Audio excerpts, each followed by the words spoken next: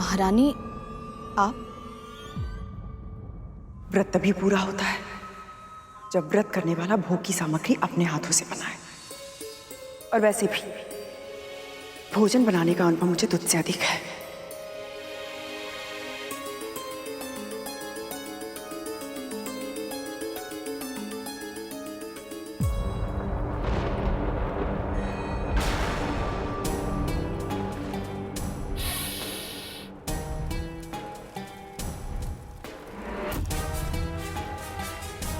ऐसे घूरता रहेगा या कुछ कार्य भी करेगा?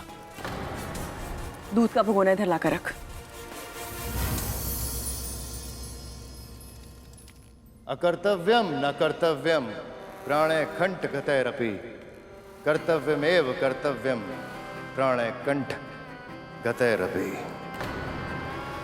जो धर्म, नियम और मर्यादा के विरुद्ध हो वो कार्य कभी नहीं करना चाहिए, भले ही मृत्यु सामने क्यों ना खड़ी हो। और जो कर्तव्य हो उसका पालन अवश्य करना चाहिए, भले ही मृत्यु सामने क्यों ना खड़ी हो। भले मेरे पुत्र, मैं तो केवल... क्षमा कीजिए मां। धर्म अनुसार प्रकृति के नियमों की रक्षा करना मेरा कर्तव्य है। अपने स्वार्थ के लिए उनमें कोई हेर फेर नहीं करूंगा मैं।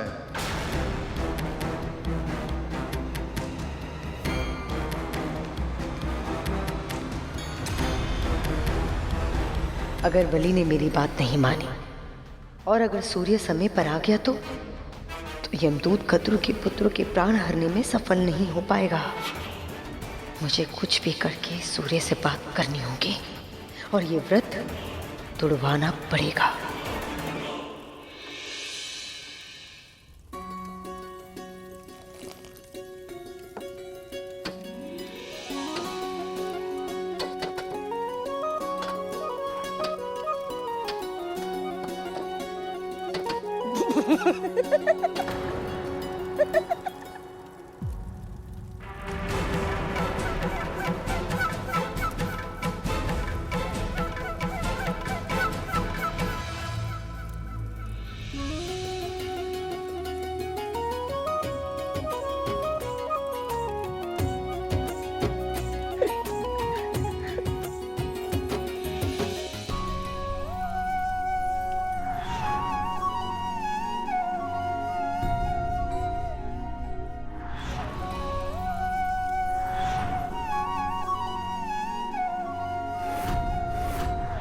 अब बस कैसे भी करके ये जीवित पुत्रिका का व्रत सफलतापूर्वक पूर्ण हो जाए और मेरे पुत्र पुनः स्वस्थ हो जाए। मैं चाहती हूँ कि कद्रु का व्रत असफल हो जाए और इसमें तुम्हें मेरी सहायता करनी होगी सूर्य।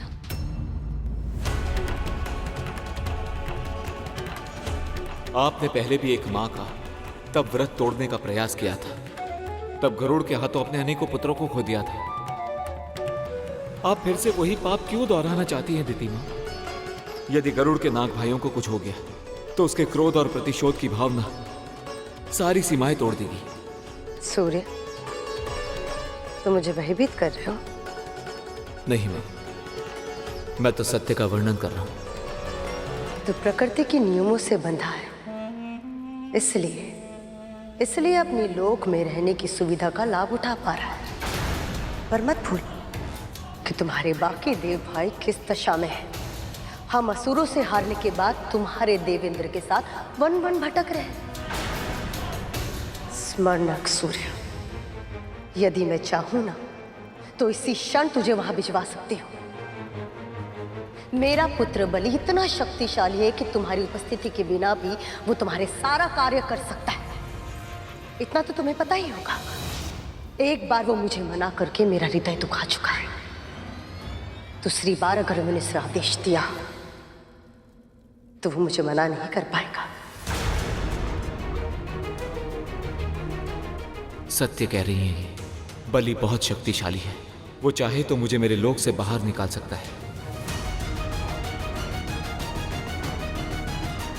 दिति मां, मेरा विश्वास कीजिए, मैं आपकी अवज्ञा नहीं करना चाहता, पर समय के चक्र में व्यवधान उत्पन्न कर पाने में मैं असमर्थ हूं। मेरे लिए कोई और आ गया तो आप आदेश दीजिए, मैं सहर्ष स्वीकार कर लूंगा। अपने कंगन दो मुझे।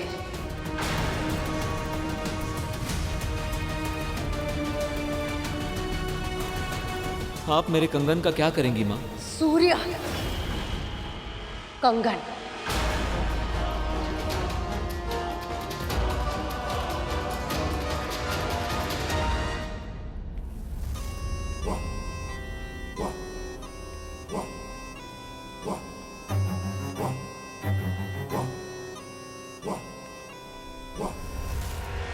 योग्य से शत्रुता और अयोग्य से मित्रता की मूर्खता की जाए तो यही दशा होती है मेरे भाइयों।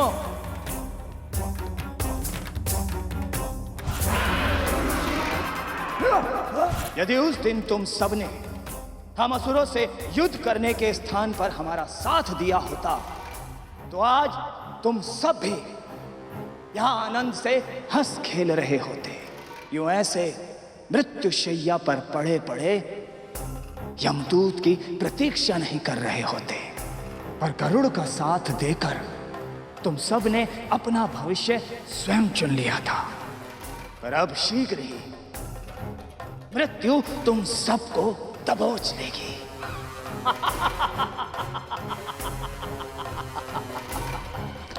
बस अब आप अपना चमत्कार दिखाइए मां। सारा भोग बन चुका है दीदी, अब बस हमें स्नान करना है। चलो वनिता।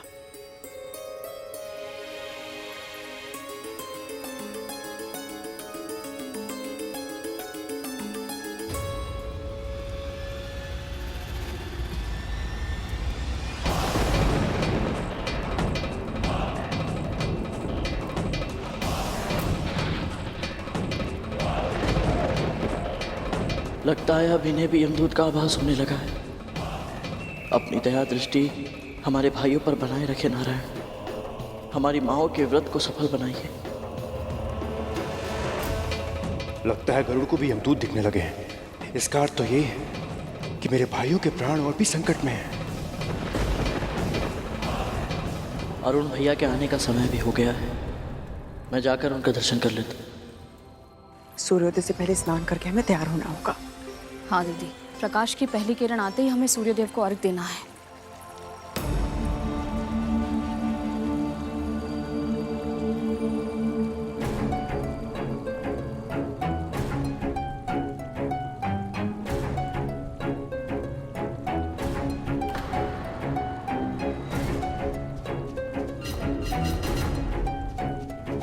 ये कैसे संभव है?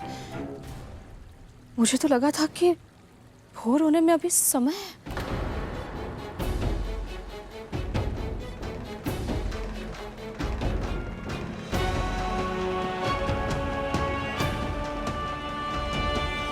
सूर्यदेव के निकलने से पहले अरुण स्वयं निकलता है, अपनी मां के दर्शन करके उन्हें प्रणाम करता है।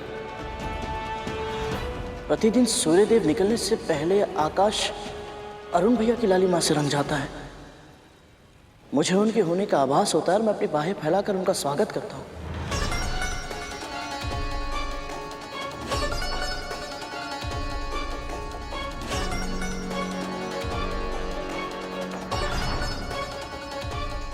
और आज ऐसा कुछ नहीं हुआ।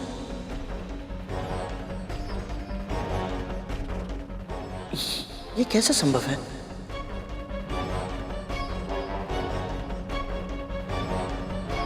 ये कैसे संभव है कि सूर्यदेव यात्रा पर निकले और अरुण भैया उनके साथ ना हो?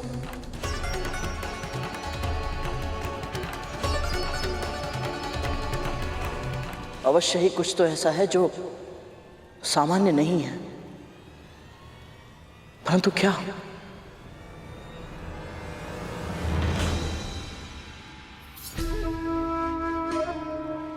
पर सूर्यदेव तो पहले से आकाश में चढ़ चुके हैं। अर्थात अर्घ देने में देर हो गई। तो कैसे कैसे मुझसे इतनी बड़ी भूल हो गई? अवश्य भोग बनाने में समय निकल गया होगा। मुझे पता ही नहीं चला कब। अर्थात मेरा व्रत विधिवत रूप से पूरा नहीं होगा विंदा। हाँ विंदा, मेरे पुत्र को क्या होगा? इतनी बड़ी त्रुटि कैसे हो गई मुझसे? अगर मेरे पुत्र को कुछ हो गया तो सारी त्रुटि मेरी है विंदा। भूल हो गई मुझसे, बहुत बड़ी भूल हो गई मुझसे विंदा। कैसे हो गई मुझसे इतनी बड़ी भूल? दीदी संभालिए अपने आप को। कुछ नहीं होगा, कुछ नहीं होगा। कैसे कुछ नहीं होगा? कैसे संभालूं मैं अपने आप को? यदि मेरे पुत्र जीवित नहीं रहेंगे तो मैं जीकर क्या करूंगी?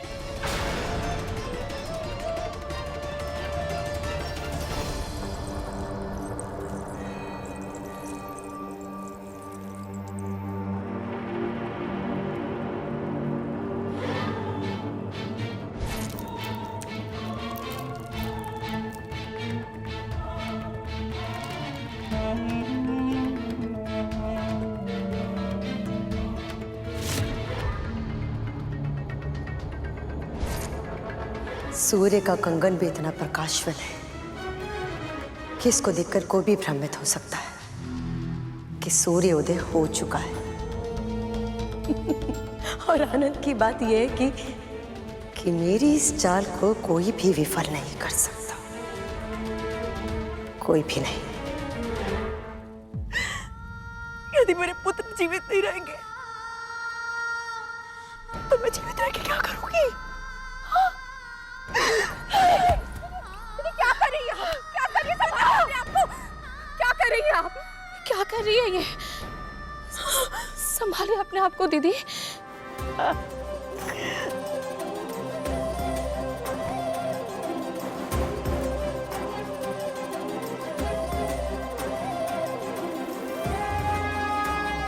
संभालिए अपने आप को दीदी, संभालिए। सब नष्ट हो गया। तुम्हारे सारे प्रयास विफल हो गए कद्रू।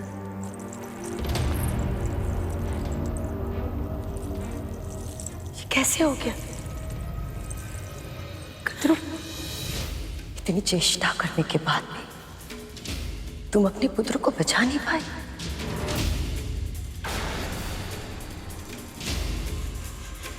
मैंने भी अपने पुत्र को है, परंतु युद्ध के मैदान में वीरता का प्रमाण देते देते वीरगति को प्राप्त हुए हैं वो।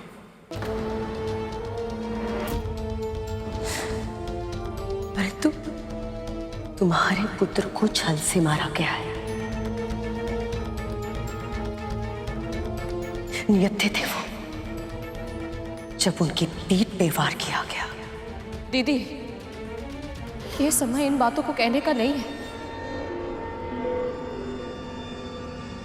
इनकी दशा तो देखिए। व्रत अभी भंग नहीं हुआ है।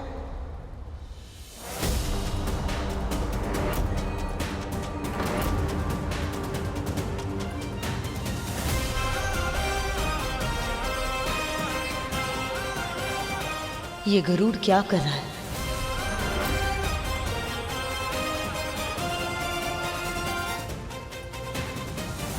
क्योंकि सूर्यदेव का उदय अब तक हुआ ही नहीं।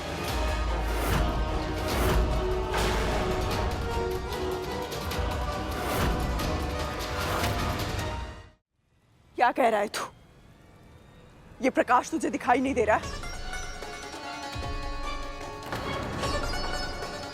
आकाश में चमकने वाली हर एक प्रकाशवान वस्तु सूर्य नहीं होती महारानी।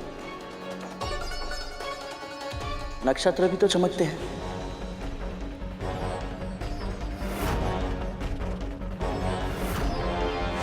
अश्विनी, रोहिणी, कृतिका, चित्रा, नक्षत्र के नाम मैं भी जानती हूँ। कहना क्या चाहता है तू? आपकी दशा समझता हूं महारानी। आप विचलित हैं क्योंकि आपको ऐसा लग रहा है कहीं व्रत भंग तो नहीं हो गया। और सबसे अधिक विचलित तो महारानी दिति है। परंतु आप दोनों को चिंता करने की आवश्यकता नहीं, क्योंकि अभी तक सूर्योदय हुआ ही नहीं।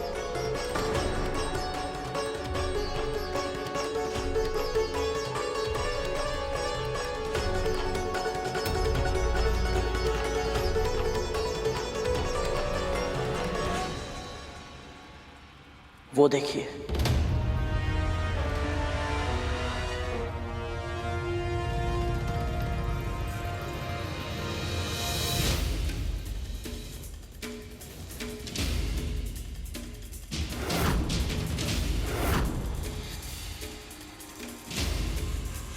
अरुण, यदि अरुण अभी अभी आया है तो इससे पहले सूर्यदेव कैसे पधार सकते हैं? मैं भी इसी ओर संकेत दे रहा हूं। सूर्यदेव का रथ अरुण भैया चलाते हैं और वो अभी अभी प्रकट हुए हैं। इससे यही सिद्ध होता है कि आकाश जिससे प्रकाशवान है वो वस्तु चाहे जो भी हो, परंतु सूर्यदेव नहीं है। किसी ने जानबूझकर आप दोनों को भ्रमित करने का प्रयास किया है।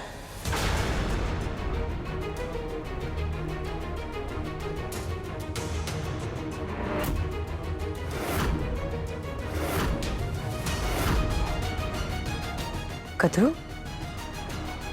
मुझे लगता है कि देवता तुम्हारी परीक्षा ले रहे थे। अच्छा हुआ ना कि तुम्हारा व्रत भंग नहीं हुआ। अब तुम एक काम करो, सूर्य को अर्घ देने की तैयारी करो। सही कह रही हैं ये दीदी, हमें चलना चाहिए, स्नान भी करना है हमें। चलिए।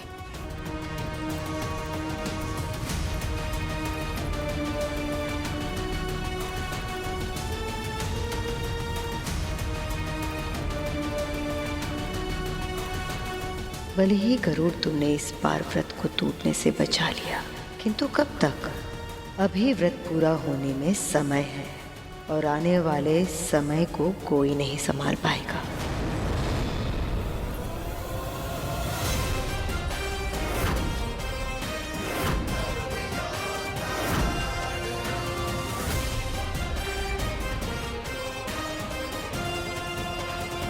दास,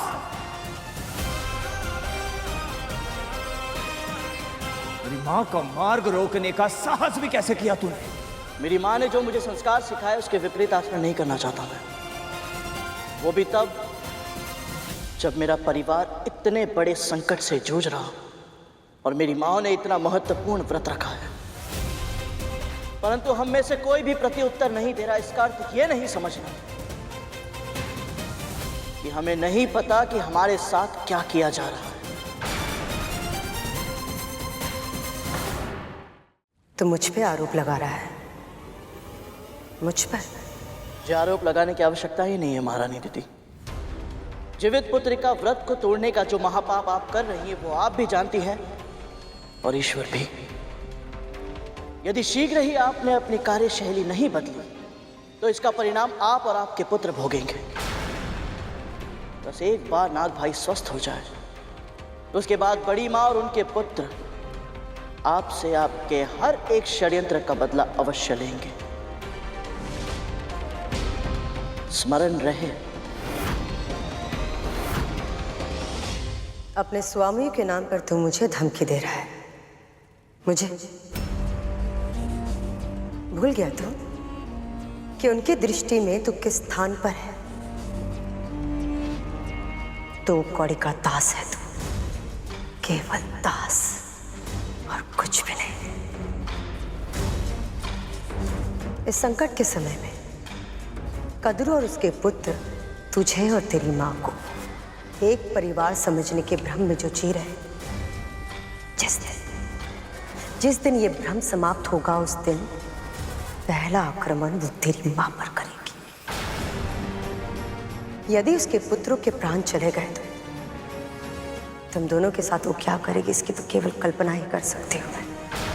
पर यदि किसी तरह भी उनके प्राण बच गए तो ये दशा तुम्हारे कारण हुई है, तो तुम दोनों को कष्ट तो भोगना ही है। इसलिए मेरी चिंता मत करो, अपनी माँ की चिंता करो। तुम्हारी माँ चाहे कितने भी व्रत जप तप कर ले, पर ना वो अपनी नियति बदल सकती हो ना ही तुम्हारी। वो एक दास थी और तुम एक दास हो, और अनंत काल तक तुम दोनों एक दास रहोगे। वो एक दास थी और तुम तुम एक दास हो और अनंत काल तक तुम दोनों एक दास रहो।